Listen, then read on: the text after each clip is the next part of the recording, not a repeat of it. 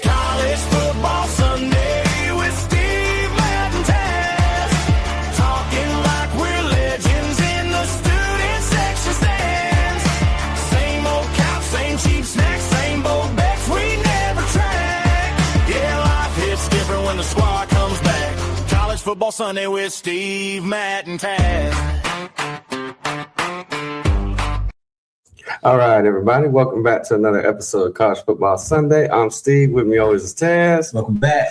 Yes, sir. So we're doing our preview shows this off season. Get y'all up to date with everybody's going on, what's been moving around and everything like that. So we already did the MAC. And right now we're going to move on to America's Conference, Conference USA. We are. Yeah, which was interesting though, Steve. I kind of did some research on this Conference USA thing, the origin of it, and just checking to see what the USA actually means. It actually means USA, which is perfect timing for this with the 4th of July being yesterday. So this is perfect timing for all this. But believe it or not, even though with this great conference, that this is the 5th straight year that there's a shakeup in Conference USA. There it is. They actually end up losing Louisiana Tech. They did.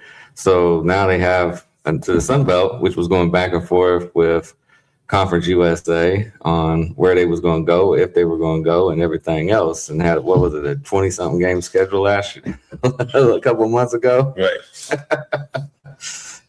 So one good thing about this, though, and the interesting fun part about Conference USA is there's been 4 different winners the last 4 years. Mm-hmm. There has been. So, and I think maybe both of us might end up having a different winner again this upcoming year. We might. Yeah, because I'm looking at, I tell you, a big jump that Kennesaw State made within a year's time. They went from like 2 to 10 to last year like 10 and 4. Mm-hmm. From worst to first. Yeah. So yeah, I'm looking forward to see the improvements that they make. I did notice that as far as some of these rosters, there were some retention, which was good. And I did see, like, you see some of the Power Sixes conferences where they are returning some quarterbacks, which is good because that's the main piece that you actually need for that offense. But then there were some teams that just got dismantled, with the transfer portal. Yeah, and talk about players moving around. Teams move around in Conference USA. Yeah. Since 2021, they have 14 teams, and only 3 of those remain. They do. So they're like the transfer portal of teams. Conference USA is. You got Western Kentucky, Middle Tennessee State, and FIU who are still here. They are. And they all leave for, I guess, what they would call maybe greener pastures. I don't know. They go to the American, the Sun Belt, the Pac-12, the Mountain West. So Conference USA has been a stepping stone, an entryway for FCS schools to come in. We saw Delaware and Missouri State last year come in. Right. We did. So what do you think about, can Conference USA stop the transfer portal of teams? I don't know. I mean, because you got to look. I'm looking at, it was founded in 1995. Mm-hmm. Now, these are the original teams that were in Conference USA. Oh, wow. Original teams are Charlotte, Cincinnati, DePaul, Houston, Louisville, Marquette, Memphis, St. Louis, Southern Miss, Tulane, UAB, and USF. And we're familiar with a lot of those teams, and we know they're either Power 4 schools now, yeah, or they moved up to other Group of 6 schools, conferences. Yeah, that's insane. It is, and they do. They're, like I said, they're the building block, and this is what makes college football so great. Is that you have a conference like this, and they put out such great teams, great players, great coaches. Awesome. They do, and I mean, it gives them an opportunity to come out and. Yeah, okay, the teams move up, but I mean, sometimes some of your greatest successes is watching the people around you move up. Yeah, but also it gives an opportunity for some of those guys that are up to move down and get some playing time. So you see that occasionally also when you see transfers coming into this conference, they're coming from like a lot of them are coming from Power 4 schools. to get that rep. Because I mean, now, I mean, you only got so many years to play. Yeah. So you can ride the pine, or you can put some film on. So Heck yeah. All right, well, let's go ahead and get started with this show. So our first one that we got here is our new team from last year, the Delaware Blue Hens. Excuse me. Went 7-6 last year, 4-4 in conference. They did that's really, to me, really good for your first year in the Conference USA, moving up to D1. Ryan Carty is their head coach, 33-17 over 4 years. He took them through the transition up into Division I. So, I mean, that's got to be really hard. And hopefully we can get a hold of him and get him on the show and talk to him and ask him, what are some of the, maybe not difficulties, but what are some of the steps it takes to go from FCS to FBS and D1? Right. And the challenges that go along with it. I mean, not to get too deep in it, it's just, I'm quite sure the school and the grades and things that conferences are looking for, that they have to meet some criteria to actually move up. But the main thing is running a clean program, I think, and competing. And I'm quite sure they probably did the history on these schools and this particular school before they actually offered. So I guess they passed the test. That and probably paid a nice chunk of money as well. Yeah. But one thing they got going good is they're coming off a 7-6 year. They returned 7 starters on offense and 5 on defense. 175 starts are coming back, which that's really, really good, especially when you're trying to make this transition.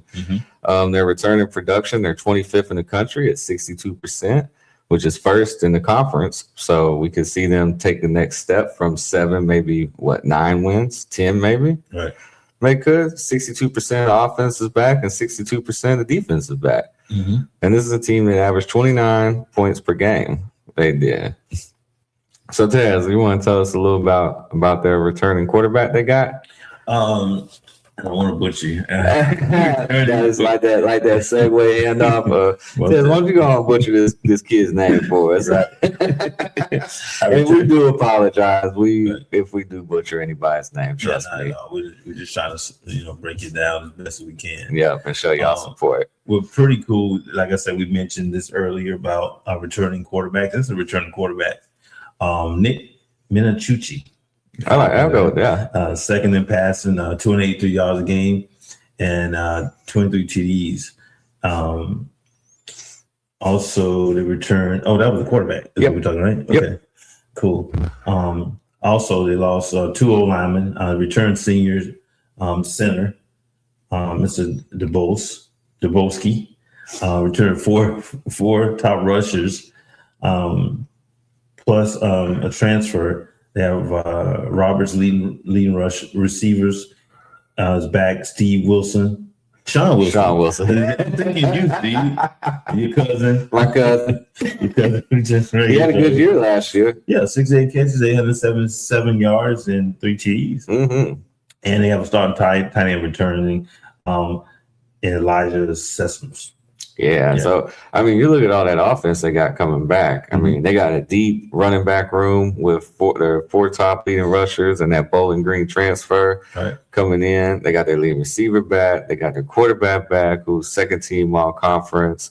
They do. And the starting tight end, which, I mean, a quarterback's best friend is a good tight end and a strong running game. It is. So, I mean, their offense, I can see them going up from the 29 points per game that they had last year. Yeah, and just kind of looking at the teams in these conferences, it seemed to be a little top heavy, in most cases. So there's some teams that are vulnerable. But I did also notice that some of these teams, as we go through them, tend to struggle a little bit on the road. Yeah. They defend the home field, but just travel, and sometimes the offense doesn't travel or defense doesn't travel in these cases. Yeah, and one thing they're going to have to get over is their defense was one of the worst in the conference last year. Yeah, it was, but they do have some solid players coming back. Their defensive end, Noah Matthews, who collected 7 sacks last year for him. That would be good. You like to see him take it up to the next level, maybe get to 8-9 sacks. The linebacker, Gavin Maul, 111 tackles. So that man was out there making plays. Now, I don't know if that's a good thing or if that's a bad thing, but he is out there making plays. Right. He is. They have an all-conference safety, KT Say. He's back, so that'll be really solid for him. It will on the back end. You always need that safety on the back end, you know. They also brought in some transfer safety, George Mullins from Michigan State. So, you know, a kid coming from Michigan State knows how to play defense. Oh, yeah. And they should know how to tackle with their run-heavy offenses up there in the Big Ten. Mm-hmm, exactly. And DB Jaquez Alexander comes in from North Dakota State, another team that's built rich in tradition. It is that's made the move up. They also bring in a linebacker, Jay Bell from UAB. So UAB is always known for hard-nosed playing. So all those players right there, in additions that they got, hopefully can help their defense and everything. Because, like I said, that might be the one thing that might hold them back is their defense. It doesn't do any good to score 80 points if you give up 90. You know, So what you think about the defense, Taz? I think the defense, like I said, we'll see how they line up against moving up to this other conference, which a lot of them they've been established for a year playing against each other. On top of just it's all about a lot of times the chemistry about returning players and how many you have, because of a lot of turnovers, it's difficult to build that chemistry early against some of these offenses, because they're going to be facing some good offenses that we go through. You'll see, the advantage and disadvantage of some of the offense that they'll be facing this year. Oh, yeah. So their last conference title was in 2021 in the Colonial Athletic Association. So not too long ago, right before the move up. So they're known to be winners and how to win up there in Delaware, home of where Joe Flacco came from. Right. It was. Hopefully some of these kids will make a name, and I'm sure these are some players to look out for, some all-conference players. I'll say some offensive ones, and Taz, you can give us the defensive ones. Okay. I'll try the quarterback's name, Nick Minicucci.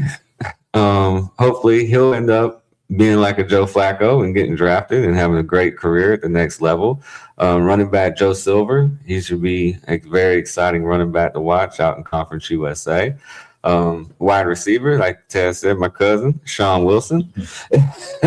He's looking to have a big year with his quarterback back, the running game solid. He should have a lot of one-on-one opportunities out there. And then all led by the quarterback of the offensive line, the center, Steven Dembowski. So could end up being one of the best linemen in the conference, if not probably some of the country. So, Ted, what's a couple of defensive guys? First, we'll start out with linebacker Gavin Moore, and we'll have the DB, which you mentioned earlier, Mr. KT Saya. Oh, yeah. So, like I said, hopefully they'll be able to come through and help out with that defense, because the defense could be the one thing holding them back, but that offense is going to be up and running and running people out the gates. So, sure. Hopefully jumping out ahead, you can pin your ears back. Safeties and DBs ain't got to cover as long, and then make some plays and get that defense turned around. I really do see that Delaware could end up picking up a couple more wins than what they had last year. So great transition. Great job, Delaware. Great job transitioning. Yep. All right, moving on to our next team we got here is the Florida International University Panthers, Taz. Yes. Home of Pitbull Stadium. Yep. So, And did you hear he didn't really pay much to get his name on the stadium? like a meal. Something like that. Yeah, it was something right. $1 million is a lot of money, people, but Most definitely. in the grand scheme of things, to put your name on a football stadium, it's pretty cheap. I think you get away pretty cheap. I'm pretty sure they paid a little bit extra to put your name on, what was that, Loves? They got their name on Tennessee Stadium now. Mm-hmm. Pretty sure they paid a little more than $1 million than what Pitbull did for Pitbull Stadium. So Panthers last year went 7-6, 5-3 in conference. They have a brand new head coach last year, Mr. Willie Simmons from Florida A&M University. Yep, and home of Clemson Tigers. He was a previous quarterback there. Oh, that's right. I forgot about that. Good call on that. and national champion, right? Yep. So 7-6 first year, 73-30 overall over 9 years. Got them to their first bowl since 2019 and snapped a 6 straight losing seasons. So he's doing pretty well. They did lose the bowl game to UTSA 57-20, but first year, 7-5 regular season, minus the bowl game with the loss, but got snapped a six-year losing streak. I mean, that's pretty damn good. It is. Just stepping in your first year at FIU. FIU is a hard place to win at. They have had good coaches that have won there, Right. but it's still not an easy spot to win. There's a rich talent around it. That's the one benefit of this particular team being in the state of Florida. You should be able to get some decent players every year. Yeah, but what's really hard right now is Florida's on the come up, Miami's on the come up, UCF, South Florida. Before you could sneak in there and get those, what was his name? TJ Yelton, that wide receiver playing for the Colts. You could get him to slide in there, but it's really hard now when all the schools around you as well are doing well in the state. Yes, it's going to be a challenge, but then at the same time, I mean, I would say just kind of keep an eye on some of those guys that do go to those bigger programs that aren't playing, and just stay in contact with them, and hopefully you can probably get them back at some point. Yep. Tell us what they got returning back, Taz. All right. As far as starters, they got 1 on offense and 3 on defense. Returning production 47%. That's 95th and 7th in the conference. 43% on offense and 50% on the defense. Yeah. So they lost the starting quarterback, Mr. Kenyon Jenkins, to UCF. See, that's what we're saying. Yeah. And they brought in JJ Cole from App State, 6'7", 250 pounds. Goodness. It's been beast. Yeah, you may see a lot of RPO with him. Quarterback draw. Oh, definitely. Short yardage. Oh, yeah. But he can improve a little bit with his passing percentage, 61.6%, over 1,400 yards, 12 touchdowns, 2 interceptions, which is always a plus. He's protecting the ball.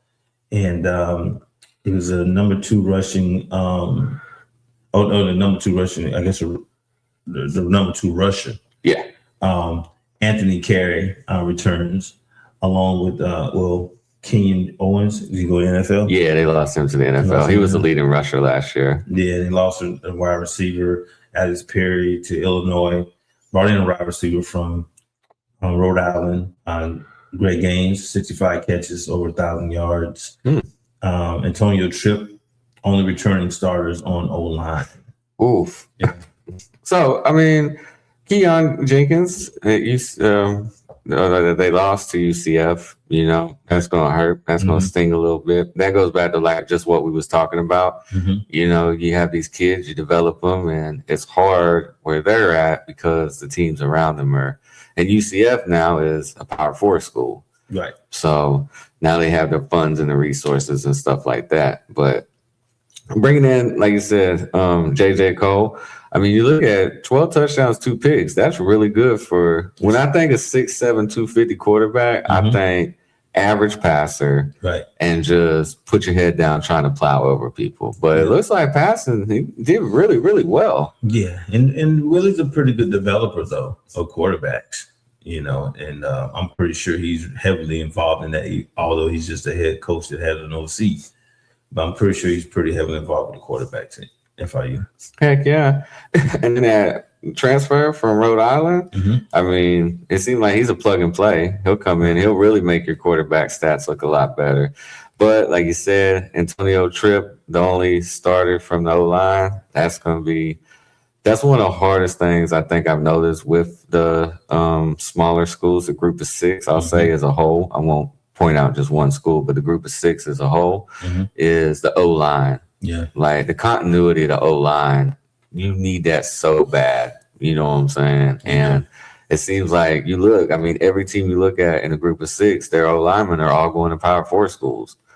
They are. So it makes you kind of sit back and wonder, is it lack of development and what's the word I'm looking for? Talent search at the Power 4 levels now. And you just say, oh, well, we'll just let the group of 6, they'll find the diamonds in the rough, they'll develop them, and then we'll just come pay for them and take them.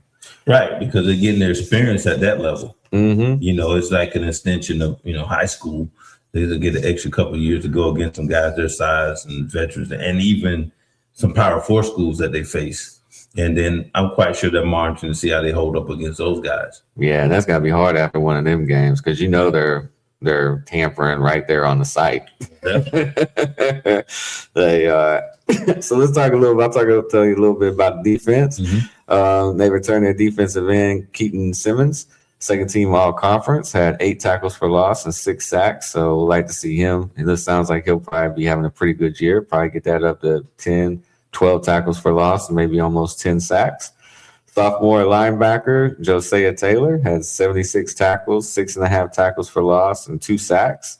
So that's really good as a true freshman. Yeah, it is. That's a kid coming there. I'm surprised he's still there. A freshman comes out and develops and produces like that his freshman year. Mm-hmm. Usually those are the ones. So, but they are young at the linebacker position across the board. So it's going to be a young linebacker. Their strength will probably be their secondary. It will. They got a sophomore, Shamir Sterling. It was a freshman all conference last year. They brought in 2 transfers, one from Oklahoma State, DeAndre Boykins, and Lawrence Johnson from FAU, right down the street from their rival. Right. It was. So it looks like Willie likes to play him young. Get them the reps, get them the experience. I like that. I'm for that. I think it's even more important now. I mean, because like I said, you can't, bank on returning majority of your roster. The guys that are producing, they're most likely probably going, like you see, they're either going to be moved up or they graduate. Mm-hmm. So now you at least want the younger guys to at least have some reps versus going into next season with a lack of experience and then you're struggling on that end. But just to kind of piggyback on what you said about the secondary, you had some experience with this team just recently, Steve, right? On College Football 27. Yeah, don't play them in the rain.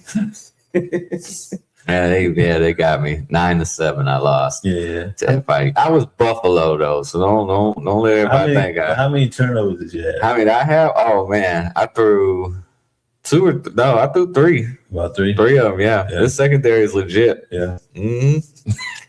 Finished my first year too, and FIU on the game. And I know this has nothing to do with real life, but on the game, FIU did lead the country in interceptions on the video game after I finished my first season with Buffalo. Well, which I did decide to run it back because nobody wanted me. So, well, like we were saying, last year was their first winning season since 2018, and their first bowl game since 2019. So Willie's got this program moving in the right direction, proving that he's a winner. He can do it. Yeah. So, Taz, what are some offensive players to look out for? Some all-conference guys they might have this year. Running back, Anthony Carey. Somebody to look out for it in there, or lineman, actually, what they have returning is the Anthony Tripp Jr. Oh, okay. Yeah, so they should be, like I said, they'll have some opportunities out there. They will. On defense, you got D lineman Kenton Simmons, and then, of course, the DBs, as I was talking about, Shamar Sterling and Demetrius Hill. Yep. Pretty sure one or both of them got me in that game. So... So that's FIU. Like I said, coming off of 7-6, I could see them improving as well. They they're young and they got some stuff to replace, but I think they'll have a pretty good chance up there, Taz. What you think? Yeah, I think so. Like I said, I'm kind of familiar with Willie in offense, things of that nature. So his offense may have to, hold things down to a little bit to their defense kind of, catch up. But I think that they should have a pretty good year this year. Oh, yeah. I'm looking forward to it. I am. Maybe we'll get down there to a game. Yeah. We will. All right. So the next team we got is Jacksonville State Gamecocks. Coming off a 9-5 year last year, 7-1 in conference. The team that lost to Kennesaw State in the championship game, Taz. Yeah. That was a good one. I mean, it was. This whole conference, like I said, it came down to the last couple of weeks. Yeah. as far as not knowing or knowing who's going to be in the playoffs. I mean, or in that conference championship game. Yeah, if you listen to our weekly championship show we did last year, I mean, this was the one that it came down to the last weekend. I think they were both playing at the same time, and whoever won this one got, and whoever didn't got, and it was really interesting. A lot of tiebreakers. Yes. God, I hate tiebreakers. So who's their head coach, Taz? Charles Kelly. Sounds familiar. Yeah, Charles has been around a little bit, just frequently. A couple of teams, Florida State, Auburn, Colorado. He was out there with Deion for a little while, and now he's the head coach of Jack State after Rich Rod. And he's known, like I said, mainly for a defensive guy, but he has continued to be more of a run style team also on offense. Which it balances out because they do have, which I said, one of these mismatch problems on their side, the 6'8" wide receiver. They do. Yeah, I was very intrigued with him last year. He was fun to watch. He was really fun to watch. Yeah, and that receiver, DeAndre Johnson, led the conference with 24, about 24 yards a game. 24 yards per catch. Wow. Yeah, at 6'8", you can just launch it down the field. Most definitely. So I'm looking forward to him again this year, how to develop. And like I said, surprisingly, the way he played, I'm surprised he didn't get offers to move up, or maybe he did and turn them down. Who knows? Yeah, he might have. Yeah.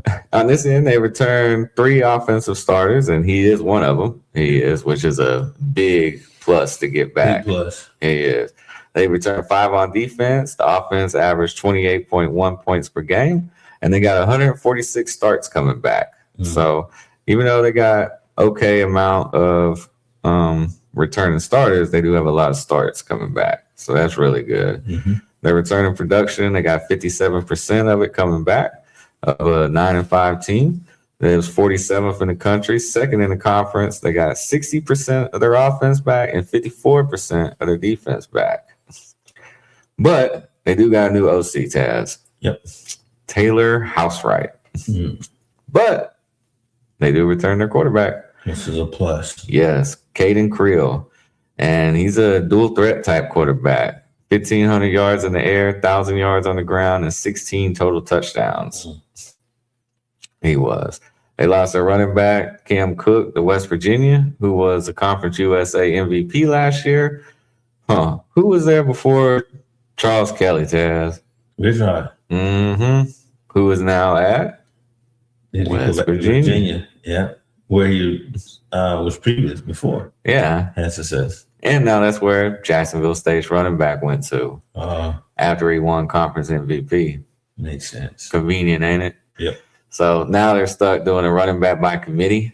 They are, which I mean, to me, I don't mind a running back by committee. No. I mean, we talked about it before that you share the reps. Okay, yeah, you're not going to run for 1,500 yards, but you're also not going to be worn down.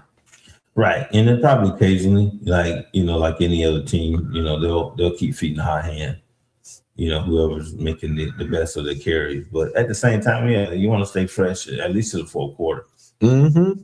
They do. They did bring in a tight end, David Alpers III from South Dakota State. So South Dakota State, they're another one of those teams at the FCS. I'm surprised they haven't moved up yet. Do you think they'll be next? I think so. Yeah. They've been pretty solid every year in the playoffs, along with North Dakota State, of course, and Montana's and teams of that nature. So yeah, I think eventually they'll move up. Yep. And they also have a lot of experience on the O-line, which is really going to help that running back by committee. Yeah, it's going to help the quarterback in itself. And it's a dual threat quarterback. Yeah. And you got a 6'8" receiver on the outside. I mean, that's a hard offense to stop. It's going to keep coaches up at night. Yeah. Because I'm sorry, at 6'8", you got to double him. You said, how much was he averaging per catch? 24? 23, something like that. Yeah. Yeah. So he is a one-on-one. You don't go one-on-one. I mean, yeah, you got to consider what do you expect once they get in the red zone? Oh, jump ball. Jump ball. Yep. Somebody gonna be on the show. You got most. Yeah, and you're probably going to try to shade your safety over to give him a hand. Because now he's doubled over there, and so that allows you to do some different things on offense in the red zone. Yep. So the offense ought to be just as good as they was last year, if not a little bit better, averaging 28.1 points per game. Ted, you want to tell us a little bit about that defense they got? Yeah, D-line took a hit. Will still be solid. I'm returning Curtis Perry. Also, deep at linebacker, the top two tackling return. Sophomore Max Sanders, 85 tackles, 11.5 tackles for loss as a freshman. Man. Yeah, veteran secondary returning Traquan Fagan and Jaheim Jenkins, first team all conference safety Caleb Nix. 4 interceptions, 3 fumble recoveries, 25.2 points per game allowed, plus 10 on the turnover margin. And like I said, that's kind of reflective of their head coach is Charles Kelly. He's a defense type of guy. And I'm not quite sure he's hands-on with that defense also. Yeah. And what about that Caleb Nix? 4 picks and 3 fumble recoveries? Yeah, he's around the ball. Around the ball everywhere. Yeah. So if you're playing Jacksonville State, you better look out for Caleb Nix. Yeah. And I think it's probably going to be an emphasis on the offense. Like I said, if the offense is scoring and they get ahead early, that's going to force teams to probably change up their offense and probably pass a lot. And that's going to give him more opportunities. Yeah. That Max Sanders, you said, is a freshman, 85 tackles and 11.5 tackles for loss. As a freshman. That is, like I said, I guess if you're at these group of 6 schools, I'll say that because I don't want to offend nobody. As a group of 6 school, you don't know if you're going to have these kids to develop them. So you kind of, if they're good enough to play, kind of got to put them out there and let them play ball. Let them play. There's no need to hide them. Yeah. Especially now going forward because it's 5-5. Yeah. Well, yeah, especially now. Heck yeah. You do. And then, plus 10 turnover margin. That's nice. You win a lot of ball games that way. You'll win a lot of ball games that way. You will. So their last conference title, of course, was last year. Or no, I'm sorry, 2024. What? It was the year before. They've been 3 straight bowls and have 3 straight 9-winning seasons. They do at Jacksonville State. So pretty solid starting off because they was a young team that just turned D1 not too long ago, a couple years ago as well. They did. So here's some offensive players to look forward to, some all-conference players for them. Oh, yeah, I'm sorry. It's their 3rd season. It was as a D1 school. So 3 years, 3 straight bowls, 3 straight 9-win seasons. That's pretty good. Yeah. It is. Do you think Jacksonville State looks to be the next team to move? Yeah, I think they've probably been flirting for several years because they've had some good coaches that come through there. They played some top schools over the years and actually beaten some top schools over the years, a la FSU. But they have played some really good ball over the years, similar to look at the times that App State was getting recognition playing those Power 5s at the time, Power 5 schools. But yeah, I think they'll be probably one of the few to be looked at next.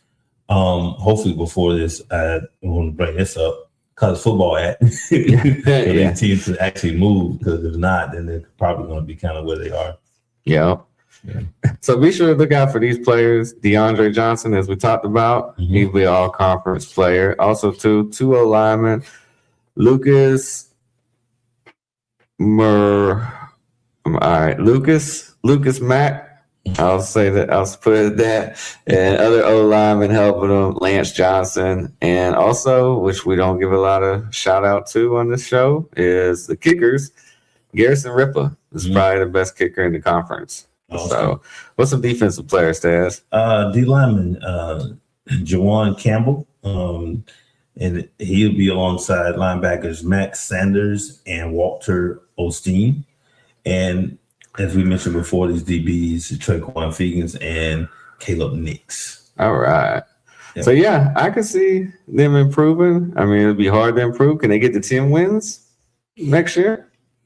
That's what I mean. They're right there on the cusp. They are. Yeah, They're getting to their 10 I wins. mean, you're talking returning a strong O line, quarterback, receiver. Mm-hmm. So yeah.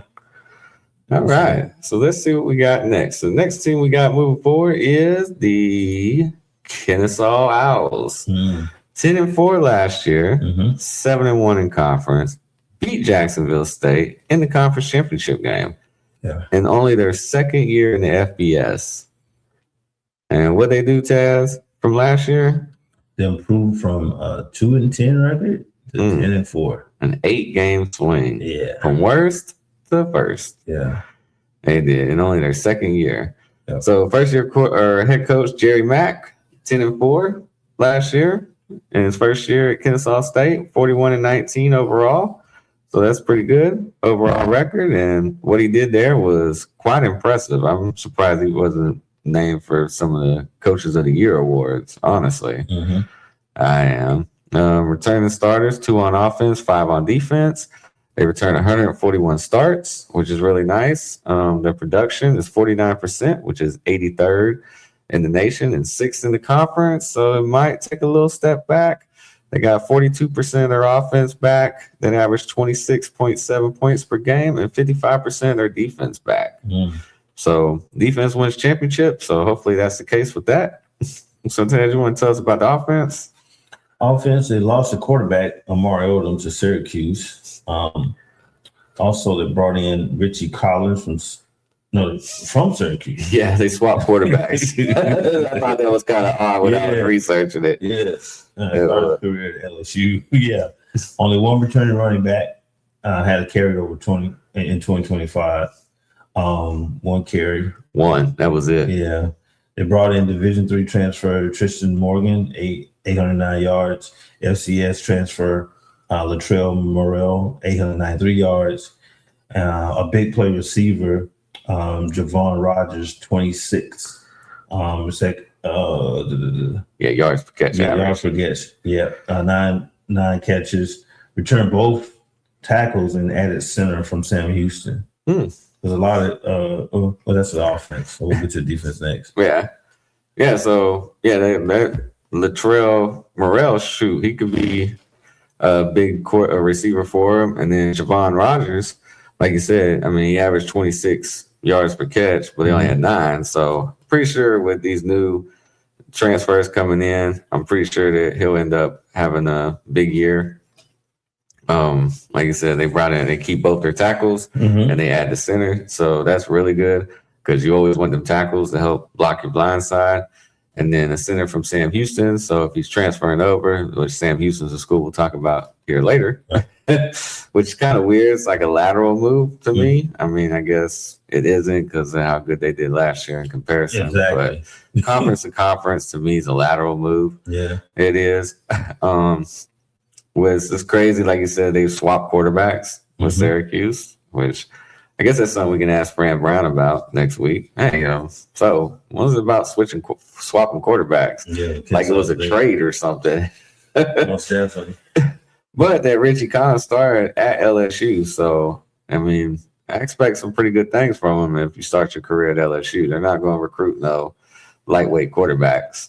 They're not. Right. And then Kennesaw is also in a talent-rich state. I mean, so you can probably have a couple kids kind of flew on the radar there in Georgia. Oh, yeah. To add to your roster. Northwest Atlanta, pretty much. Most definitely. They are. Yeah. So in defense, they're going to have a lot of experience and depth at D-line with Jones, Fords, and Grimes coming back. Their top 2 linebackers return. Barron Hopkins had 138 tackles last year, Taz. I mean, how do you add on to that? Man, it's a challenge. I mean, but that's a testament to how well the teams were doing and the offenses as far as putting up points. So now, I mean, the defense is kind of see what offense you're going to run now. You're going to have to throw the ball to play catch up. And then Taiwan Christopher, he had 81 tackles. They lost their big play DB, Jericho Washington Jr. He had 11 pass breakups to Boise State. They did. So they ended up getting plucked a little bit as well themselves. They allowed 25.5 points per game and tied for first in the conference with 31 sacks. So that's how you do it right there. You got to get on the ball, get to the ball, and they got a lot of and they got 3 guys coming back on the D line. Mhm. So can that number creep up? 35 maybe, 38. Yeah. I mean, they got a lot of good players coming back on defense. I mean, yeah, it sucks you lose your DB on the back end, but if they get pressure up front, your DBs ain't got to cover long. Nah. So on the offense, you got to look out for O lineman Mateo Guevara. Mm-hmm. He had to do pretty well this year. It says, what about on defense? On the defense side of the ball, D lineman Marcus Patterson and linebacker Baron Hopkins. That's our boy Hopkins. I'm gonna keep an eye, or Hobson. I'm sorry. Yeah, I'm gonna keep an eye on him and see how he does. 138 tackles. I want to see. That means he's flying all over the place. He's all over the ball. Yeah, he's all over the field. He is. So 10-4 conference champs, second year Conference USA. I mean, it's hard to say to take the next step. What's the next step?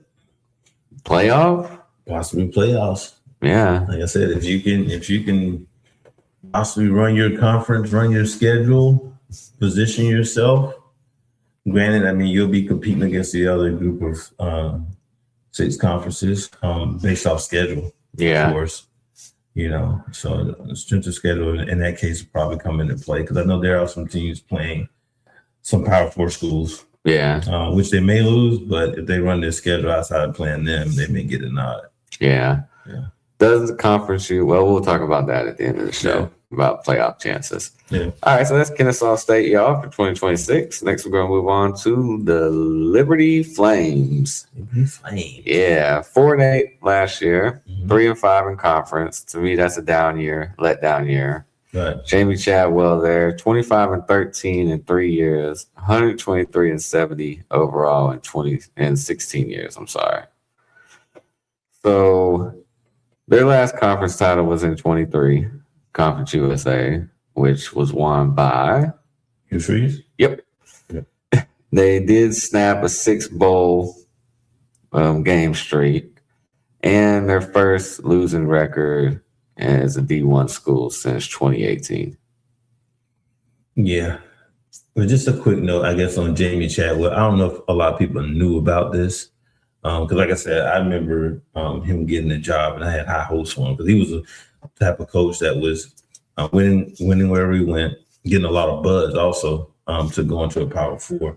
But as of last year, he underwent a successful surgery in early January for a serious but treatable medical condition. Now, they didn't go into detail whatever the condition was, but the condition was diagnosed late last summer.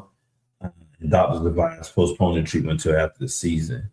But he has returned to campus and he returned to his regular coaching duties ahead of the spring practices. While he noted that the recovery process following the significant surgery was challenging, he reported making tremendous strides and is headed in a positive direction. So the medical conditions could play a part of, of what happened with last year's team also. Most definitely.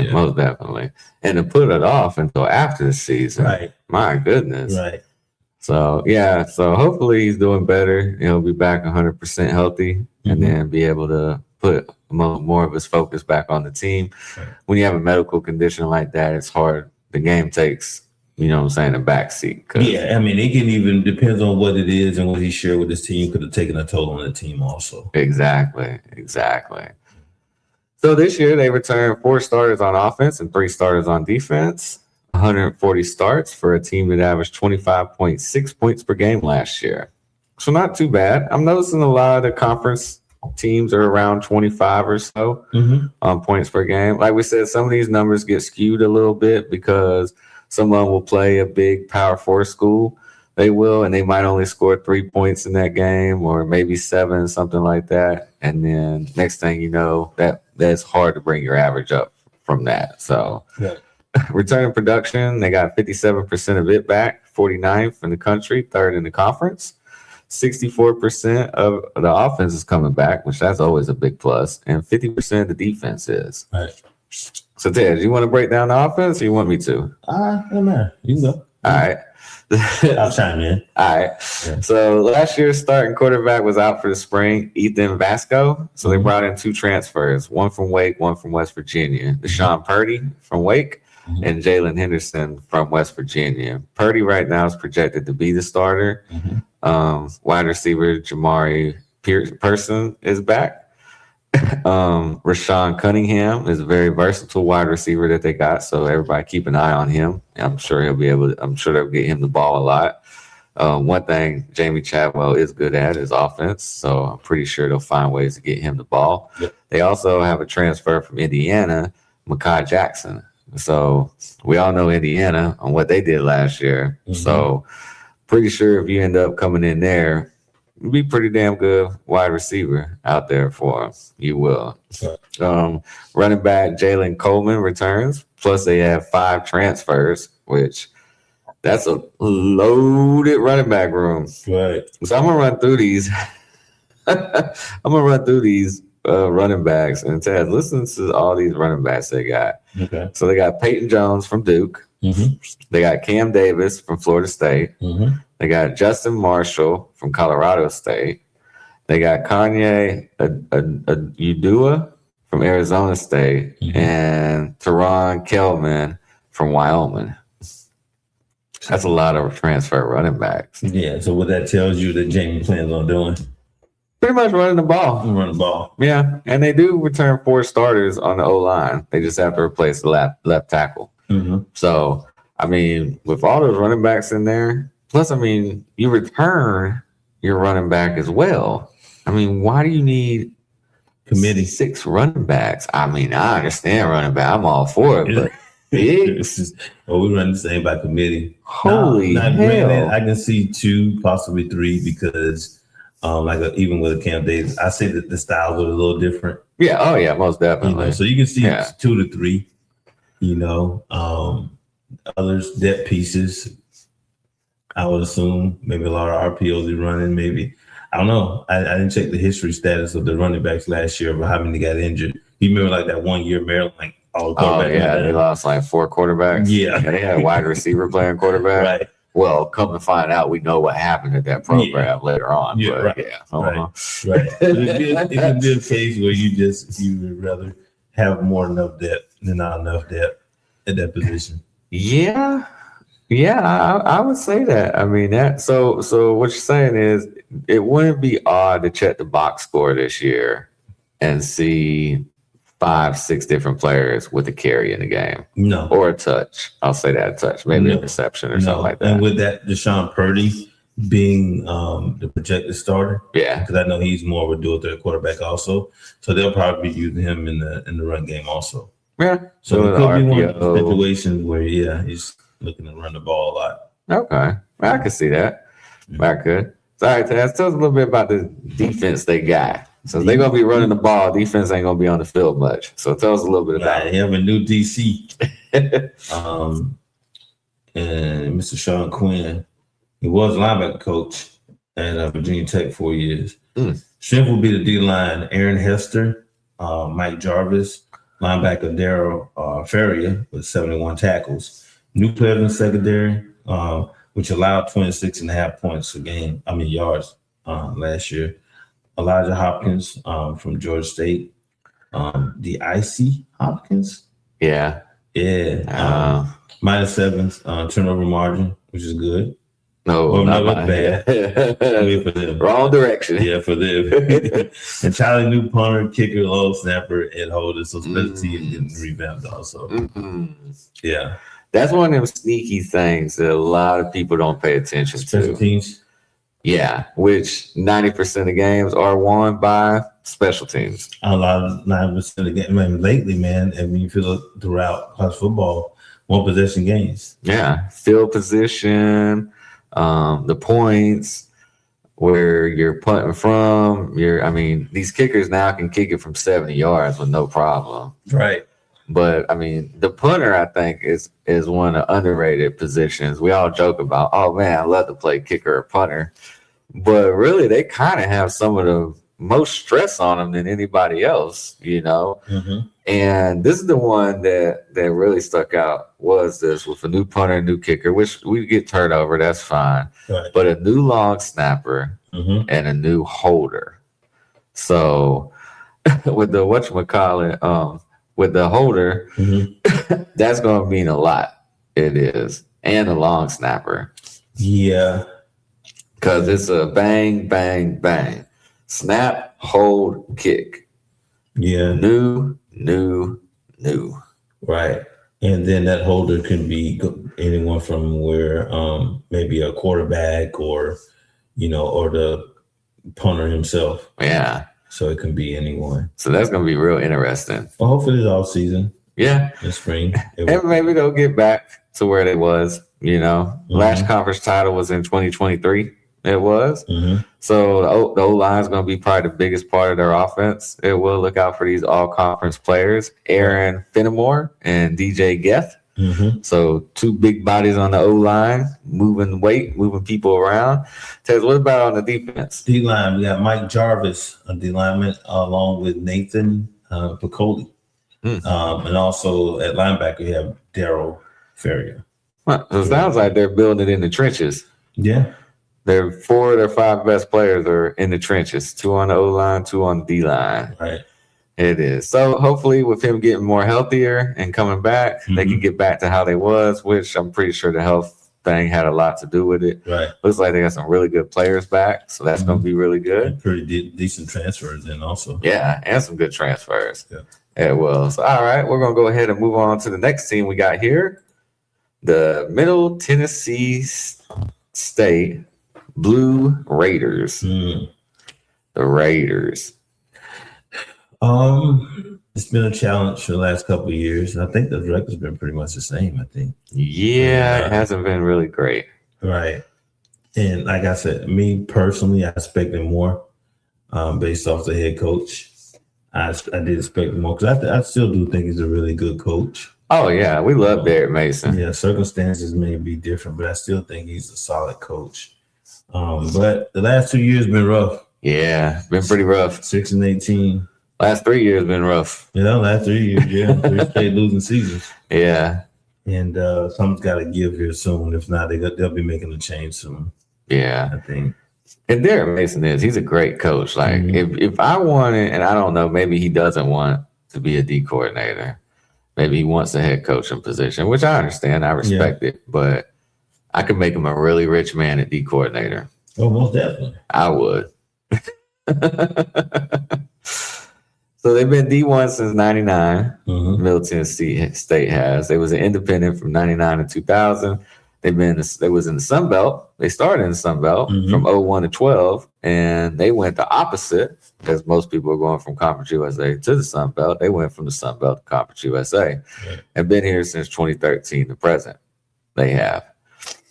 So it's crazy how the conferences like go in waves. You know what I'm saying? This conference is bigger right now. That conference is bigger, right? You know what I'm saying? Right. The way it all rotates around and stuff like that. So it's going to be really tough for Derek Mason this year again, but hopefully these new guys he got, hey, if it ain't working, hit the reset button. I'm all for that. Yeah. I am. So, because that's about what he's doing. So he only got 1 starter on offense coming back, 3 starters on defense, and 83 total starts. Man. Mm-hmm. Returning production 36%, which is 122nd in the country. 8th in the conference. There's only 10 teams in the conference. They only got 34% of the offense coming back and 37% of the defense. And this team averaged 22.4 points per game last year, which was 105th. Yeah, it's not good. No. It's only roughly 3 touchdowns a game. Yeah. And what they do, Taz, to change it? Tell us about the offense. Got a new OC. There you go. That'll work. Yeah. Well, hopefully it works. Mr. Anthony Sofelfo. We'll say Anthony. Anthony. Yeah. Major overhaul. Quarterbacks. Quarterback graduated, turned to sophomore. Roman Gagliano. Right. He passed for over 1,000 yards, 7 TDs in 5 games. Shouldn't bad. Top 4 receivers are gone. AJ Jarvis, only returning starter, and lost running back Jaquel Middlebrook to Virginia. Brought in Antonio Martin from K-State. O-line, Otto Jantz. Yeah, Otto Jantz Van Rensburg. No, conference is back from injury. Only played 6 games. Added Reese Tripp from Minnesota. Okay. Yeah. So, I mean, it's a major overhaul, and they're majorly overhauling it. Yeah. So hopefully it's, they can do a little better than what they did the previous few years. Yeah. So hopefully with the new OC coming in, quarterback, looks like they're going to run it back with him since their quarterback had graduated. Top 4 receivers being gone, that's going to hurt. It is. But we went 3-9 last year. I mean, were they really knocking down the doors? No. So hopefully the new talent they bring in will do pretty good. Running back, yeah, we'll see. And it comes back again, like we talk about, losing their running back to a Power 4 school. But they come back and they're like, okay, we'll take ours, we'll get yours, Yeah. So that'll work. All freshman conference, offensive lineman. And hey, Reese Tripp from Minnesota. I'm pretty sure he's a pretty good sized boy. Minnesota knows offensive linemen up there. Most definitely. They do. So, all right, let's talk about the defense, Taz. Right, DC. It lost a lot of production. Well, what do you say about experience, Taz? All experience and good experience. Exactly. That's all I'm saying. So hopefully they can get some key pieces in there. Maybe develop some guys behind them last year. So they do return a few guys from last year. Defensive tackle Zion Simpson. Smith will play a bigger role this year. He played also, he's a first-team freshman, so he'll be a sophomore this year. Linebacker Reggie Johnson returns, 10.5 tackle for loss, 3.5 sacks. DBs Jackson Lowe and Christopher Noble returns also. Added Deshaun McCutcheon from Washington, 24 games in 3 years. But they allowed 30.9 points a game. And that's 114th in the nation. Dang. Yeah. Kicker Dominic Burgos. I went to butcher up, but he went from 20 for 20. Okay. At the D3 level. All right. Hey, the way I hear is the goalposts are the same size. Yeah. But the challenge is going to be try to cut that points per game down. Yeah. Score 22.4, give up 30.9. Yeah, that's a recipe. That's how you get to 3-9. That's how you get to 3-9. Which is so crazy because Derek Mason is such a great D coordinator. He is. It's just I don't know what his challenge is. Is just getting guys in there, or I don't know what his challenge is because he's been a pretty good evaluator also of getting guys in. I mean, he did pretty well at Vandy. Yeah, and he got Vandy up and running before anybody else did. Well, after Franklin. Or after Franklin, yeah. But I think right now I don't know what his challenge is, but he's got to somehow try to get that thing stable. You know it ain't the scheme. No. You know the scheme is right. The scheme is good. You know what I'm saying? It's just that the kids, I don't want to say putting in the work, but are they doing in the study the late night stuff, the behind the scenes to, you know what I'm saying? Because you know the scheme, the play Derek Mason is calling, you're not going to come out and fool Derek Mason. Right. And no disrespect to the other coaches, but especially in the Conference USA level. Like Derek Mason's one of the top D coordinators, defensive minds in America. Right. No matter what conference you're talking about. So their last conference title was in 2006 when they won the Sun Belt, and they were co-champs at that. Yeah. They were. So back-to-back 3-9 seasons. New OC coming in, which, I mean, yeah, you need to score more points, but I really think it's the defense. It's going to be the defense that's going to get us over the hump and back to 500 and bowl eligible. Yeah, you gotta look at how to reduce that thing, man. At least try to get it in the low 20s. Yeah. Also, really give yourself a better opportunity. Yeah. Some games. Or at least mid 20s. Give me shave 5 points off. Give me the 25 a game. Right. And I have a feeling that they'll be able to win more games than what they did. Yeah. And then, like I said, they're all conference players. They got really offensive lineman Reese Tripp and punter Ashton Logan. And it's not good when your punter's probably one of your better players on the team. No. Well, I mean, try to fill positions, you know. Yeah, that is true. Give you a better opportunity. Yeah. But, I mean, like we said, if they can shave a couple points off, which, like I said, I'm pretty sure Derek Mason and them have a plan. If the new OC can come in and get them over 3 scores a game, I mean. Yeah. Do we call bowl game, Taz? For this team? Yeah.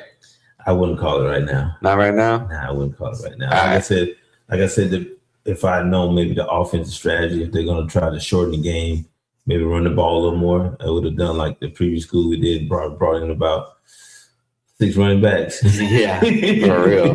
That they did. If you're going to run the ball and control the clock, I can kind of see that. But not knowing, what the scheme's going to be is difficult. All right. Well, moving on to the next team that we got here is in Conference USA is the Missouri State Bears, which this is just their second year. So their first year in D1, they went 7-6 and 5-3 in the conference.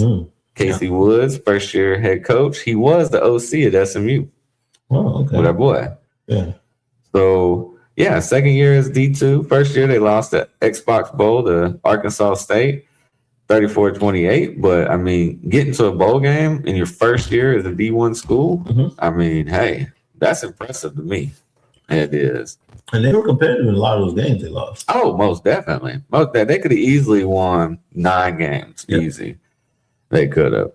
So, yeah, they made the transition easy. It seems like a lot of these schools now, I don't know if it's the parity or what's going on, but a lot of these schools making the transition, it isn't like back in the day where, okay, this school moved up from Division II or whatever, so they're just going to be the floor mat for the conference for the next 3 or 4 years so they get it all together. No, these schools are coming in and they're putting it together right out there. They're like, we ain't playing around.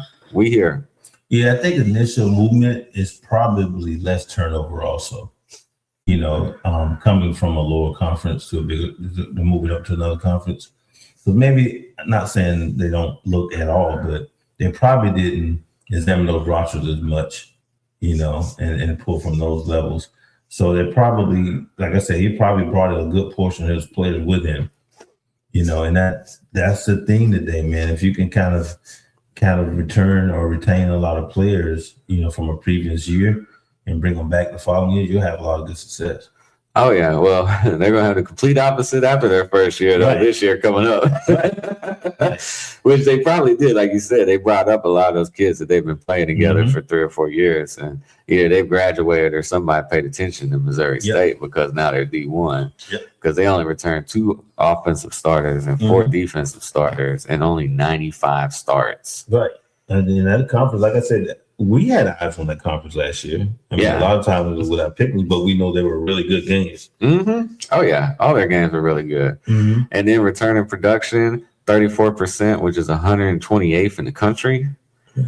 9th in the conference. 25% of the offense is back and 44% of defense. And this is a team as well that averaged 25.6 points. Like I said, I'm noticing around Conference USA, it's around 25 points or so, which seems to be like the sweet spot. You know what I'm saying? 25 plus. You have noticed these teams we're talking about have winning records, 25 and below. Usually the teams that lost more than they won last year. They did. So, like you said, they was able to keep it all together. They moved up to D1, had a great year, 7-6. That was 7-5 regular season because of the bowl game they lost or whatever. But still, 7-5 first year D1. People started paying attention and said, hey, hold on now. They play ball. We know they play at Missouri, but Missouri State. Missouri State, too. They play good ball at Missouri State. They do. So here's a little side note for the offense. I'll run through for you. So they brought in quarterback Skylar Locklear from UTEP. He has 7 games, 1,400 yards. And quarterback Henry Bellin IV from Duke, 13 games in 3 years. So they're kind of got a quarterback competition going on right now at Missouri State. I kind of like the Skylar Locklear probably to be the starter, not because of my bias against Duke, but I think whatever he was able to do at UTEP, because UTEP was a very rough. It was rough to be at UTEP. You know what I'm saying? Mm-hmm. It was. So, but they also retained their running back Ramon Green Jr., who had 278 yards rushing and 446 yards receiving. So he's one of those that can run the ball and catch it out the backfield. He is. The wide receiver, Mr. Robertson, had 44 catches and 632 yards. So he'll be one to be looking forward to. He will. The O-line will be the question mark, though. They lost 2 O-linemen to South Carolina and South Florida, and starting freshman and sophomore at guards. So they're counting a lot on some young guys right up the gut. You know what I'm saying? Yeah. That's one of the hardest ones. That's a challenge, when you're doing well. Yeah. It sucks. Yeah. I think doing well will actually help you going in the future, but it actually hurts you how well you do, and you're showing guys developing and producing. And other teams that have their eye out for them, because they're losing players, especially teams that probably didn't have the best season that they're expecting. So they're losing players. So now they got to go, where can I find players from? So they start to look a little lower. And they look at those teams that were competitive and developing players, and then they start to pull from there. Mm-hmm. Which seems to be the whole story of the group of 6 as a whole. Yep. It does. And like I said, man, starting a freshman and sophomore at guard, man. Like I said, those guys, they look at the depth chart.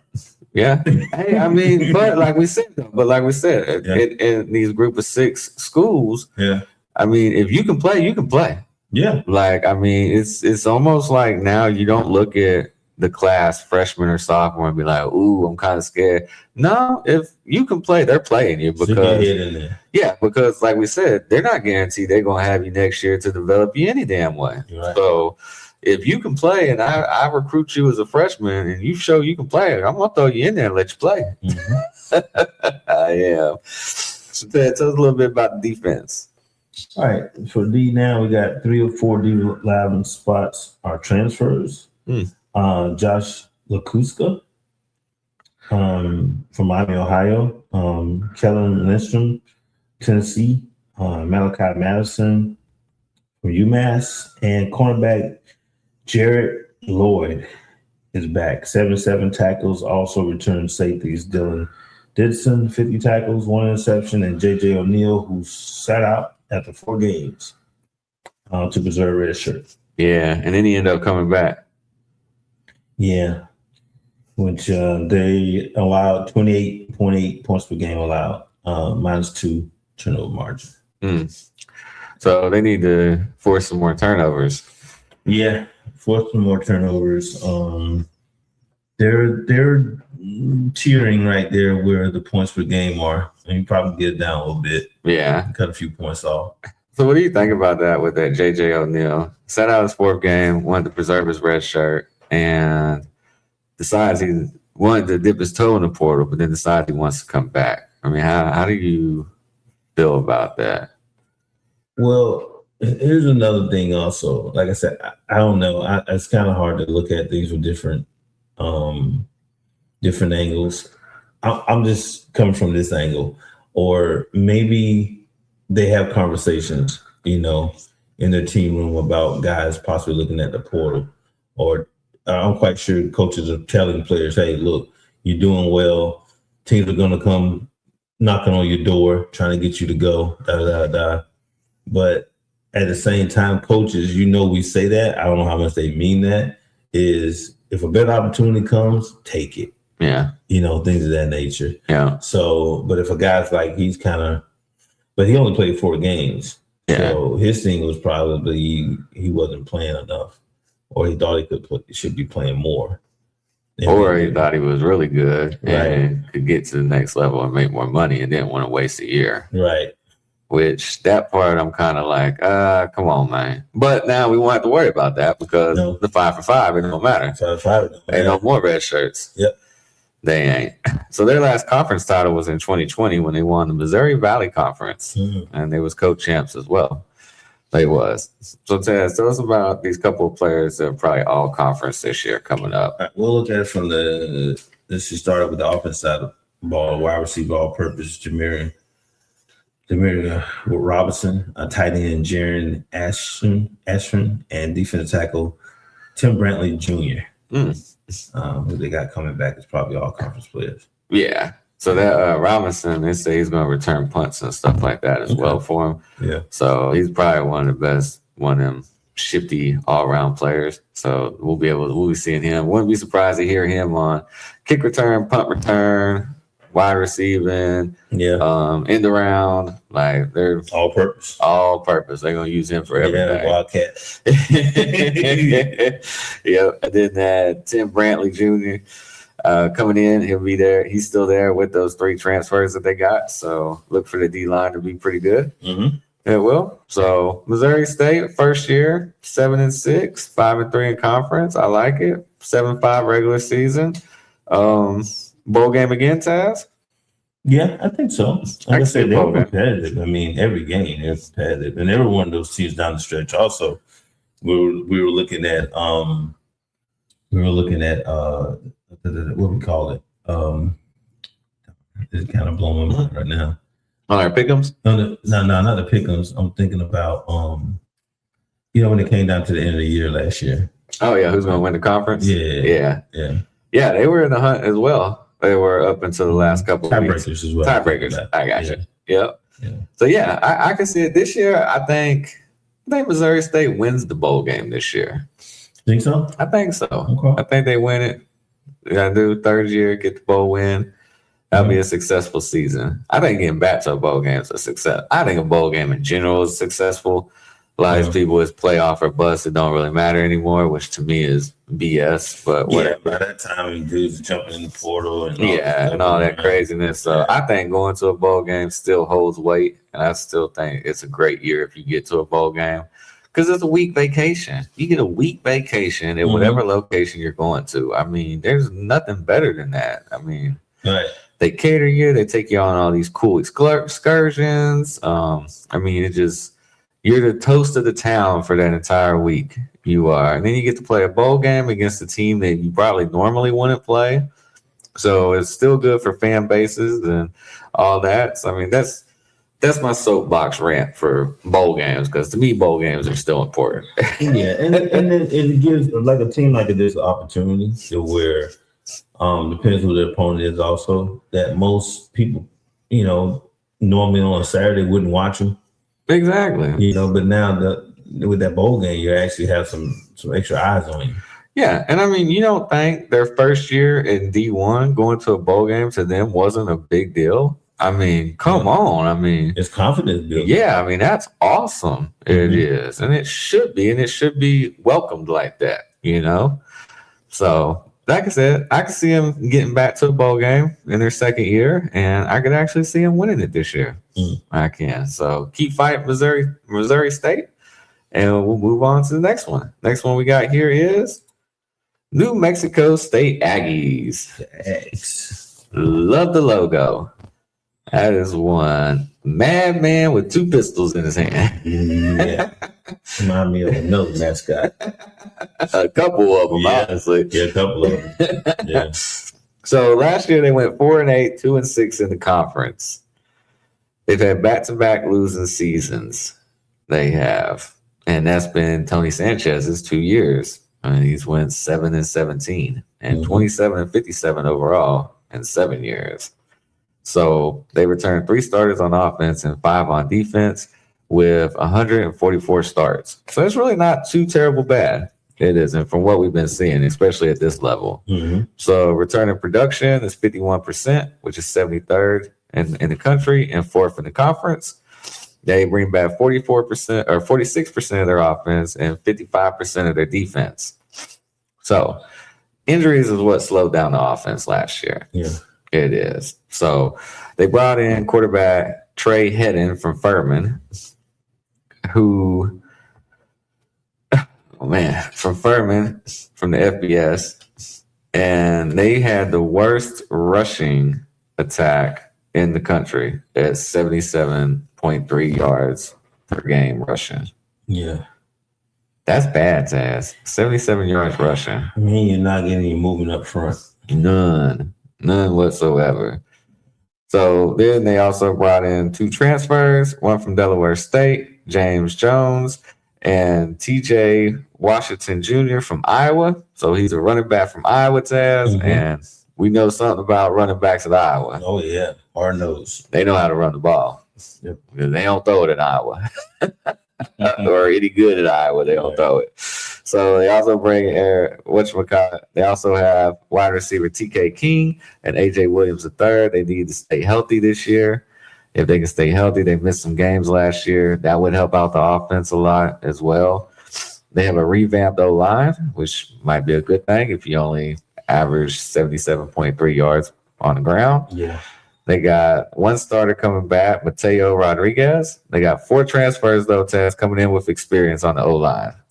And they come from some okay schools as well. Yeah. You got Tyler Knapp from Boise. You got James Williams from UTEP. You got Luke Moyes from Wofford. And Mark Chapman from Columbia. That this offense also allowed 34 sacks last year. That hurt too. That hurts. Yeah. And you got to stay healthy. You got to hope your new quarterback from Furman can come in and move the ball around. You got running backs coming in. You revamped the O-line. So they're doing everything to get it right. So I'll give Tony Sanchez that. I will. Is that he's trying to, all right, guys, let's get this turned around. So what do you think about their offense, Taz? Yeah, I think the experience coming in. I'm not sure how good the experience is, but having experience helps with your O line. I mean, because you got to try to somehow to have an identity, whether it's running the ball, passing the ball, or vice versa, both. But right now, the run game, like I said, needs an overhaul, and even the passing game with the sacks being allowed. So, yeah, offense is going to have to make some adjustments. Maybe getting the ball out of the quarterback hands quicker, rolling the quarterback. Because what good is play action if you can't run the ball? Mm-hmm. So, yep, exactly. No one's buying it. No. No one's buying the play action when you rush for 77 yards. So on the new players, the offense is going to have to make some adjustments also. Yeah, it's going to be a whole new total offense. It is. Mm-hmm. So tell us about defense. This first stat line about defense blew my mind. All that being said about the offense, the defense led the conference with 24 takeaways. That is insane. Yeah. Needs more pressure from the line. Only 19 sacks. 2 senior linebackers, Torrey Geathers, and is it Sony A? Yeah, Sony A. Combined for 155 tackles. Experienced secondary returns. Burnock. 4 interceptions. Josiah or Joshua Charles and Tatum Barnes from Cincinnati. Finished 0 in turnover margin. Yeah. Need to cut down on turnovers. Yeah. They led the conference with takeaways, 24 takeaways, yet they gave the ball away 24 times. Right.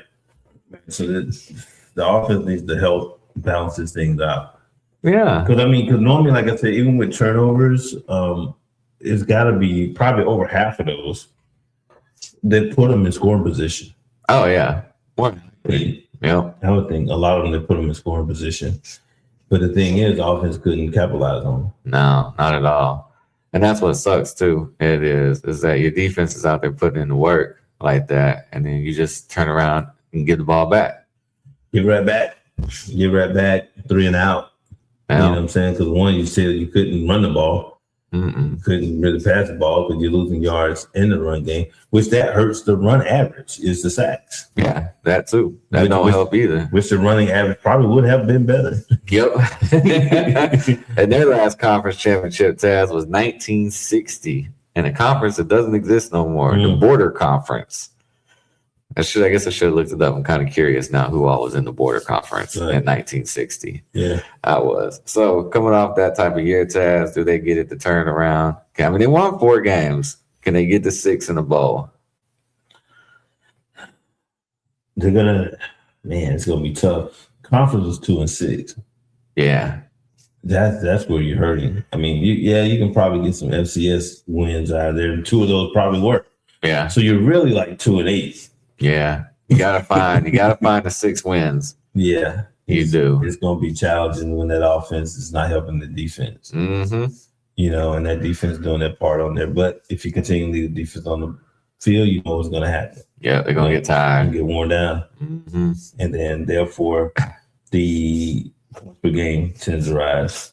And how disheartening can that be if you're out there busting it on defense, you get the ball back, and then next thing you know, it's probably either 3 and out or another turnover, and you're right back out there. Yeah, it's gotta be tough. I mean, you gotta do a good job. Tony Sanchez needs it, and I'm pretty sure he has done a great job at keeping that locker room from being separated. Mm-hmm. Because that right there will separate our locker room in a heartbeat. If I force 24 and you give away 24, It's like, I gotta pass you coming out the sideline. You're coming yeah. to the sideline. And we go into the same locker room. Yeah. So it'll be hard. Like you said, they gotta have to find those 6 wins. They will. But hey, if you cut the turnovers down, I mean, 24, you force 24 targets. That means I got you 2 extra possessions every single game. Right. So, I mean, if you can match that and you cut the turnovers down, even let's say in half, Mm-hmm. that means we gain an extra possession every single game. And more Yeah. possessions mean more opportunities for more points. Right. So we'll see what they can do. But got to cut down on them turnovers. They do. Yep. All right, next thing we got here, we're rocking right along, is the Sam Houston Bearcats. Now, they're 2-10 last year, 1-7 in conference. Phil Longo, which was OC at North Carolina under Matt Brown at one time, Mhm. and then went to Wisconsin and then ended up getting this job. So he's 2-10 here for 1 year. He's 3-24 overall. I will say this though, for one thing for them is that all their games this last year were not played at their stadium. They weren't because of renovations. So technically they played all their games as away games. On the road. Yeah, which still 2-10, that's kind of hard to overlook. But they're paying $60 million for these renovations. Mm-hmm. Better get that 2-10 turned around quick Quick. because there's a lot of people paid a lot of money to get to that 60 million. Mm-hmm. There is. So, but once again, they revamping it just as well. They got 2 starters on offense coming back and 1 on defense. So nobody is starting that's from that from that team. Yeah. They ain't. They got 110 starts coming back, which is still pretty good. It is. And then also returning production, they got 49%, which is 80th in the country, 5th in the conference, 52% on offense, and 46% on defense. Now, this is what killed them, Taz. Gotta take a deep breath for this one. True. They averaged 17.8 points per game last year, 125th. Yeah. Not good at all. No. Like roughly 2 touchdowns and field goal. Yeah, that's it. It is. That's the rough one. So, but hey, sophomore quarterback returns. Layden Locke, he's got to get a little bit better. Percentage last year was 50.4%, 4 touchdowns, 4 picks, and 765 yards.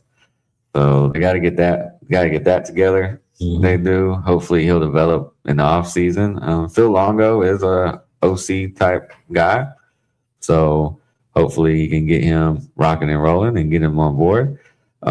Grady O'Neal returns, so that's a plus for him with 38 catches, 392 yards. That'll help. And Chris Reed at 30 catches, 460 yards. So he's got 2 decent receivers that's coming back. They do. Got to watch out for this guy right here who could be a burner. Tim Burns Jr., 12 catches, 228 yards, 19 yards per catch.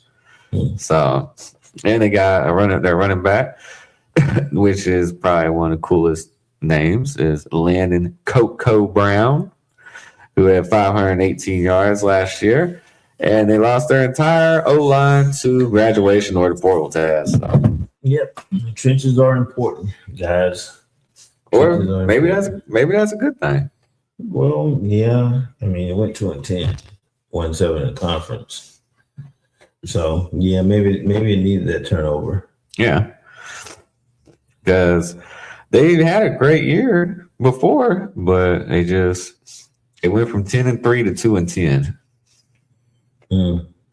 They do. And last year was their 3rd year as D1. Right. So you go 10-3, you get the $60 million renovation. You go 10-3, you probably got other players getting pulled in the portal also. Yeah. You go 2-10, you become unemployed. You don't get to see the end of that $60 million renovation. But that was just his first year, so give him time. Like I said, we don't pull the trigger on people around here like that. Mm-hmm. We don't. So you want to tell us a little bit about the defense, Taz? Yeah, it's the 2nd year under the DC, Freddie, Auguste, Lindsay. I need big season from D lineman Dylan Frazier's 41 tackles, 4 tackles for loss, 2 sacks. Linebacker Dean Ford, 35 tackles, 6.5 tackles for loss, and 2 sacks, and 3 power forward transfers. You have D and Josh Alexander from Felton from North Carolina State, linebacker Stacey Bay from Arizona, and DB Juice Arnold from Wisconsin. They won 10 games in 24, played all games away, which you mentioned. Yeah. But going back to that 17.8 points per game, 125 for the offense, they gave up 37.8 points per game on defense. That's a negative 20 points per game difference. That's last in total defense, 483.5 yards a game. It's going to be hard to move forward, giving up that many points unless that part's addressed. Now, granted, this is the 2nd year of the DC, so hopefully they'll show some improvement from year 1. Granted, there's been some turnover, but they did get some transfers in, so hopefully they can help the guys that were retained. But the offense also has got to help. You got to score more points. Yeah, most definitely. Yeah, you gotta give me more than 17, 18 points a game. I mean, defense, we're gonna wear down out there. Yeah, I mean, when a team know that you're only putting up roughly about 18 points a game, it's like, dude, we got opportunity. We can score a touchdown a quarter, we win. Yeah, I mean, that's your strategy. Yep. You know, when you're talking analytics, let's play analytics. You know what I'm saying? We score 20 points, game over. Yep, most definitely. I mean, that's 3 scores. Yeah, that's game over. We got this. You can score that in the first quarter. Yes, you can. Their last conference championship was in 2021, which was the WAC. I remember the WAC before it was a D2 conference, when it was still D1 conference, but I remember the WAC. But yeah, first year in the FBS went 3-9, turned it around, went 10-3. Last year went 2-10, turn around and go 9-3, 9-4. I'm not sure if that trend's going to continue. Trying to be a glass half full here, Dad. Yeah, I got it. But I'm looking at these numbers, man. Offense points per game, defense points per game. So hopefully they, like I said, they can improve. They're gonna have to improve offense and defense. There's only one way. Yeah. To go. Yeah, offense got to go up. Defense got to come down. Yeah. As far as points a game, if that doesn't change, season's Season's gonna be a rough one. And like we were saying, the 25-point mark being about the benchmark for the conference. Yeah. 17.8, 2-10. Yeah. It is. But they do have some pretty good players. So some exciting players to look at. They do. They got Josiah Chenault, which is their center. So he'll be the anchor of that offense and get everybody in place, make sure they're doing what they're supposed to do. Look out for Tim Burns Jr. as kick returner. So hopefully he can pick up some points on special teams or put him in better position, instead of to get more than 17 points. And they have an all-purpose player in Landon Brown. So look for him in receiving and catching and maybe punt returns and stuff like that. So they do got a bowl game, the New Orleans Bowl they went to in 24. So they're starting to build kind of a history. I mean, like we said, second year, they did really well, 10-3. Seemed to be the trend with all these other schools. Do you think also, too, that maybe going 10-3 their second year, which we haven't seen yet with a couple of these schools because they haven't gotten to their third year yet, yeah, this is where they get noticed and this is where they get plucked? I think so. I mean, I would say year 1 to year 2. Because a lot of times year 1, if the school's moving up to a different conference, because now the offense had been plucked, I think, it's just my opinion. And you have some continuity with your roster. Yeah. Which other teams won't for the most part. If they're already in that conference, they're getting plucked also.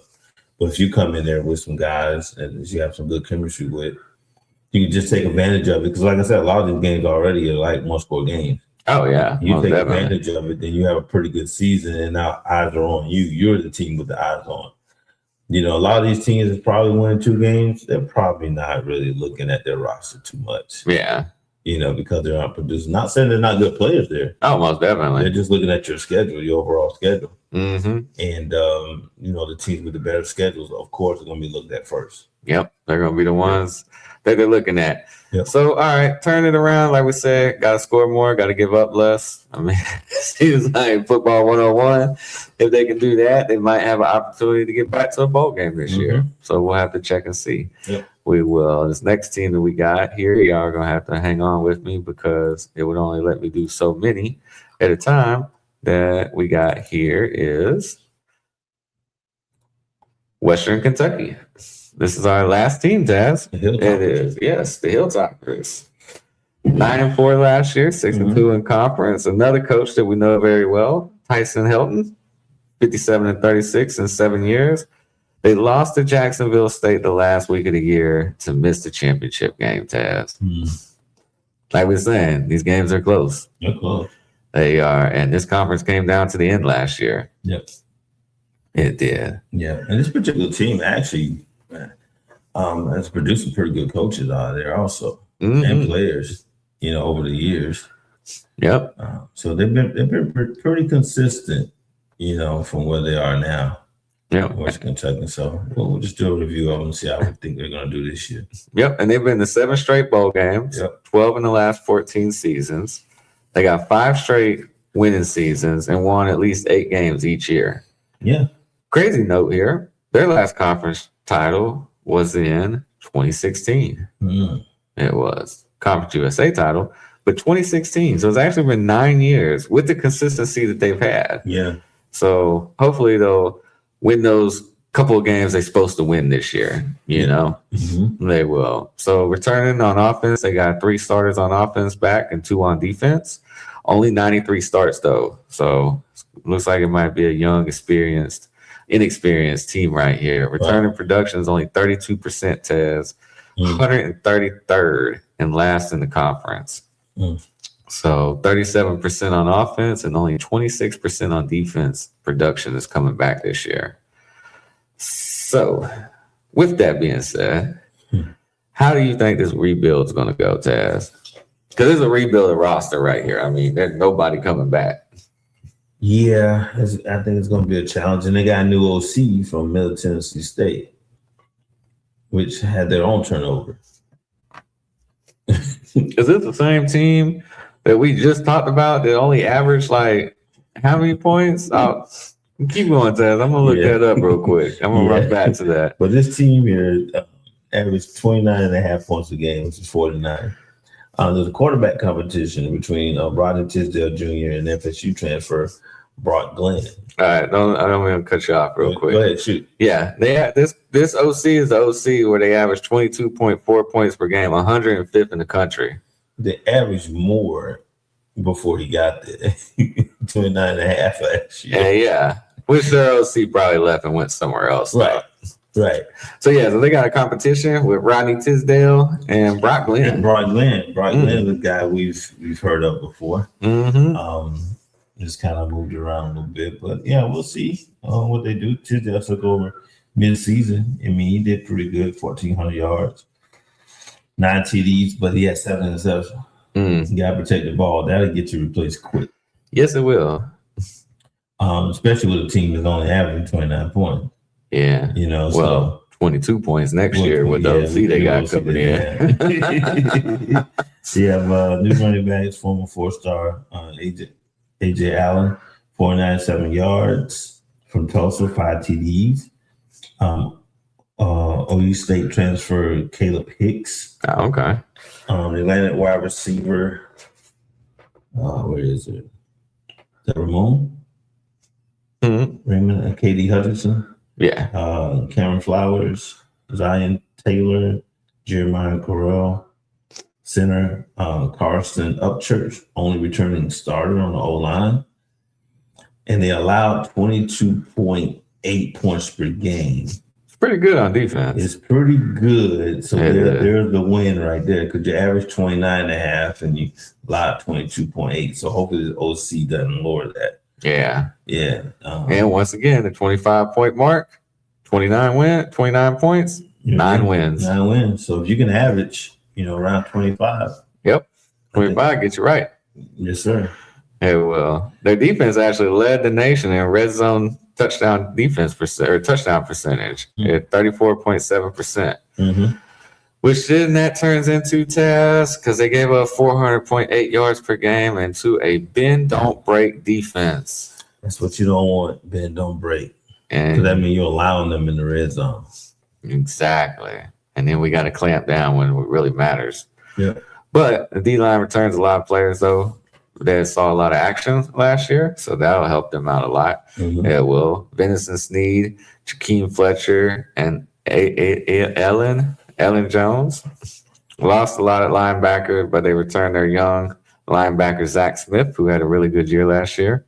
He did. Their strong safety senior returns. Jalen Lewis. And listen to the stat line. He has 74 tackles and 3 picks. Oh, okay, that's not the cat. Okay. And then David Harold. But 9-4, they had a -7 turnover margin, Taz. Oh man. Yeah, you gotta change that around. Mm-hmm. You gotta protect the ball. Like I said, this young guy, like I said, he took over mid-season and he had 7 interceptions. Yeah. Along with 9 TDs. So you gotta protect the ball. Yeah, especially being -7 over and turnover margin. There's just 7 right there. Yeah. I mean, that's almost 1 a game. Yeah. You're losing the possession to the other team. So some players look forward to. This will be some all-conference players. Wide receiver KD Hutchinson and DB Jalen Lewis. Yep. And so keep an eye on them. Like we said, we talked about their winning seasons and all that. So they're bringing the OC from Middle Tennessee State and only average 22 points per game. That can't happen this year. They can't get to 22 because they've been playing damn good defense and then gave up 22. But and you basically just pick up an OC that this league has seen before. Yeah, that too. So unless you bring something totally new, they've seen this offense before. Mm-hmm. And like I said, that's not going to be much of a challenge, to those schools that they're facing. But granted, they did go 9-4, 6-2 conference. But like I said, you're going to need some changes, definitely with the offense. How about? Oh, yeah. So they're going to have to get the quarterback situation figured out. I like Rodney Tisdale to take over. I do. Mm-hmm. I really think he'll end up getting it. Brock Glenn, from what I've seen of him in the other schools and everything, I'm still, like I said, I have never really been sold on him. Yeah, I mean, he's produced a bit. But that's the thing. Tisdale's got to protect the ball. Yes, that he does have to do. If he doesn't take the ball, and that was mid-season. Yeah. Well, I mean, coming out mid-season, taking over. Yeah. We'll see how he does. So, Yeah, protect the ball. 10 wins. Come off a 9-4 season, Man. or does I it wouldn't take a go step 10. or two back? Maybe 8. I think they'll probably take a step back a little bit. Gotcha. Yeah. All right. Well, that's going to wrap up all the teams. So now we're going to go through and we're going to talk about our conference championship game, who we got winning it, offense, defensive player of the year, and some games to watch out for this upcoming season in Conference USA, which, like we talked about, Conference USA, watch every game because every game seems to be pretty good. Mm-hmm. It does. So, and in my conference championship game, which is so funny, we was actually talking about Western Kentucky last, is I have Western Kentucky versus Delaware. Mm. And I actually have Western Kentucky winning. Tez, who you got? I think I'm taking the run back. I think it's gonna be Kennesaw State, Jacksonville State. Oh, okay. Run it back. Yeah, but I'm taking Jacksonville State this time. Ooh, the revenge factor. Revenge factor. I like that. That's a good call. All right. And the reason why Western Kentucky is gonna win the conference championships because my offensive player of the year is said quarterback Rodney Tisdale Jr. Mm. So I actually got him getting over the hump, getting it back online, coming out there and turning those turnovers around and winning the conference championship and offensive player of the year as a quarterback for him. So that's my offensive player of the year. Taz, what about you?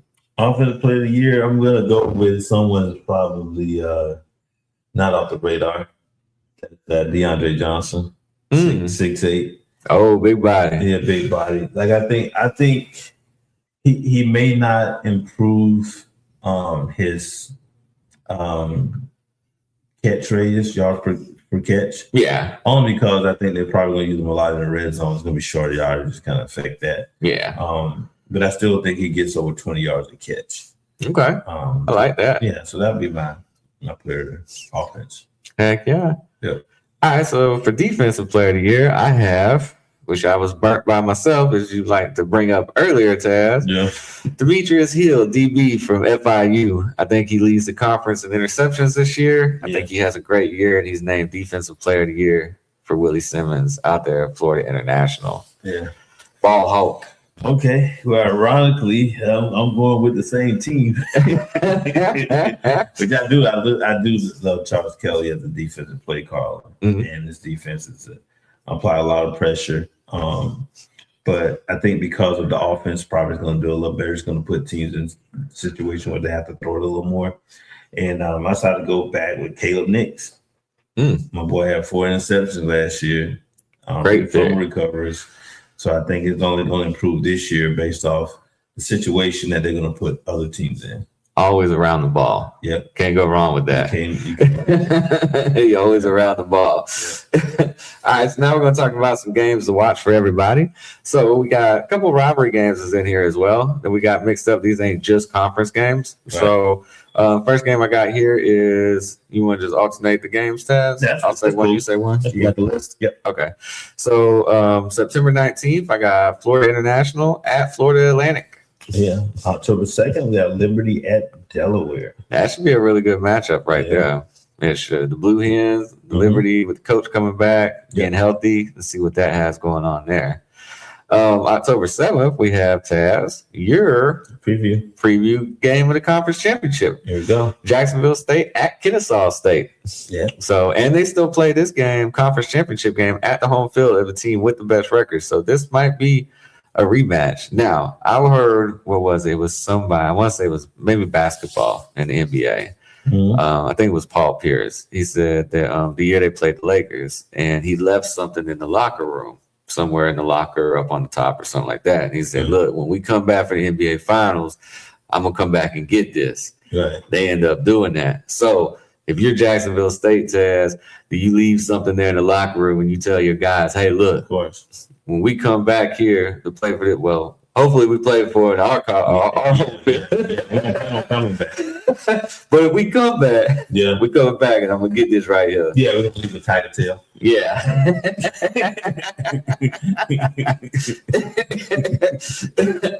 All right, what we got for the next game, Taz? Next we have Missouri State and there again at Delaware. The two new kids on the block. Kid on the block. Yeah.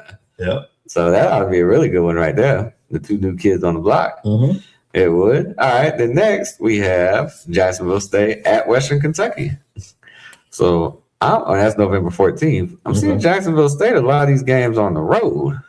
They are. They are. Now, they're one of the few teams that are okay on the road. True. Most of these teams, they did well at home, but they kind of sucked at on the road. Mm-hmm. Yep. So up next, what we have is November 28th, Kennesaw State at Western Kentucky. These like the same teams over and over. Yeah, I mean it's really top heavy, but these same 4 or 5 teams are going to be in it. They are. And Kennesaw State at Western Kentucky, that was one of the games last year that helped decide who ended up going to the conference championship game as well. Yep. It did. And then our last game we have is Jacksonville, same day. So we got to work 2 TVs or watch one after another. Is Jacksonville State at Delaware, which that ought to be another good one too, because I have Delaware making the conference championship game. So, and then you also have Western Kentucky, right? Yeah, which is playing against who you got going to championship game, Taz. So we'll see. Kennesaw State and Jacksonville State. We're on the road. So my two teams are at home that I got for the conference championship game. And Ted, that's so crazy that worked out like that. We did not plan it like that. No. We did. And Taz's 2 teams trying to go is on the road. So something's got to give. November 28th. That's a big weekend. That is a huge weekend for Conference USA, which that should be right around Thanksgiving. Yeah, the Saturday after Thanksgiving. So I know it's rivalry weekend, and you got Ohio State, Michigan, and Florida, Auburn, or Florida State, Alabama, Auburn. But you got to check out the Conference USA because that's where you probably have the closer games. Yeah, not the closer games, but the closest margin as far as the tiebreakers. Yeah, and the teams that are probably actually playing to go to their conference championship game. So, but yeah, so that is our Conference USA preview show, Taz. I think it went really well. I think we did a good job on it. We did. We did. Yeah. So there's some really good players to look out for, some really good games to look out for. Yeah. One of the most competitive conferences out there. It is. So, but yeah, so I think we're going to go ahead and wrap this one up. We still have another show that we're going to film right after this. Got to do a little bit of prep work for it, and then we'll be right back with another episode. So be sure to check it out after this one. And we're going to wrap this one up. So, Taz, you got anything else for the people? No, man. Just looking forward to this Conference USA. Heck yeah. Should be a good one once again. Yep. All right, everybody. Well, we will see you with our Mountain West preview show. All right, y'all. Peace. Hey, college football Sunday with Steve Matt and Taz, talking like we're legends in the student section stands. Same old couch, same cheap snacks, same old bets we never track. Yeah, life hits different when the squad comes back. College football Sunday with Steve, Matt, and Taz.